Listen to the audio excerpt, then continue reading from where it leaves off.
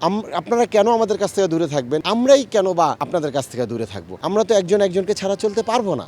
আসলে দেখেন, একটা মানুষের দুইটা হাত থাকে। আমি মনে করি সাংস্কৃতিক জগতে আমরা যারা আছি, আমাদের একটা হাত আমাদের নিজের, আর একটা হাত আমাদের সাংবাদিকদের। সাংবাদিকদের ছাড়া আমরা চলতে পারবো না, আমাদের ছাড়াও সাংবাদিকরা চলতে পারবে না। আপনাদের এইটা আমরা শুনেছি, দেখেছি। এইটা আমি ওইখানে সময় টিভির ছিল, তারপরে এশিয়া পোস্টের যে ওই বোনটা ছিল, সাংবাদিক বোনটা, আমি ওনাদের দুজনের সাথেই কথা বলেছি। আমি বলেছি, বোন, আপনার সাথে যদি অন্যায় করা হয়, আপনার এটা আমরা সবাই মিলে, প্রয়োজনে আমিও আপনার কাছে সরি বলবো। আমরা চাই সমাধান, আমরা চাই সুন্দরভাবে চলতে। আমরা আপনাকে যদি একটা কষ্ট দিয়ে থাকে, আপনি মেয়ে মানুষ, আপনি তো আমার বোন, আপনার কষ্ট দেওয়া মানে আমাদেরকে কষ্ট দেওয়া, এটা আমরা বসবো। তো এখানে ওনারা মাননীয় নির্বাচন কমিশনার মহোদয়ের কাছে একটা লিখিত চিঠি দিয়েছেন। অবশ্যই মাননীয় নির্বাচন কমিশনার ওনাদেরকে ডাকাবে, এবং যার নামে এই কমপ্লিট অভিযোগটা দিয়েছেন ওনাকেও ডাকাবে। এবি পলির মানে বুদ্ধিমানরাই জানে। AB poly UPVC pipes and fittings টিকবে যুগের পর যুগ। আমি বিশ্বাস করি ডাকানের পর একটা সুস্থ সমাধান হবে।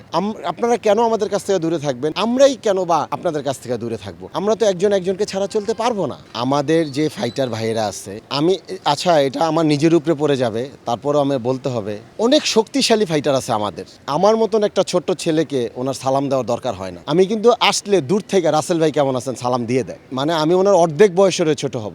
এখন ফাইটার ওনাদের সাথে কি কারণে এটা হয়েছে, এটা সম্পূর্ণটা আমি জানি না, তবে আমরা কথা বলার চেষ্টা করতেছি। আমি বিশ্বাস রাখি যে আমার ফাইটার ভাইয়েরাও এটা খুব বিনয়ের সাথে দেখবেন, এবং আমার বোনটাকে বলবো যে, বোন, আপনি বিনয়ের সাথে দেখবেন। আমরা সমাধান চাই, যেহেতু আমরা কেউ কাউকে ছাড়া চলতে পারবো না। ঝগড়াটা আমি মোটেও পছন্দ করি না। আমরা চাই এটা সমাধান হয়ে যাবে ইনশাআল্লাহ।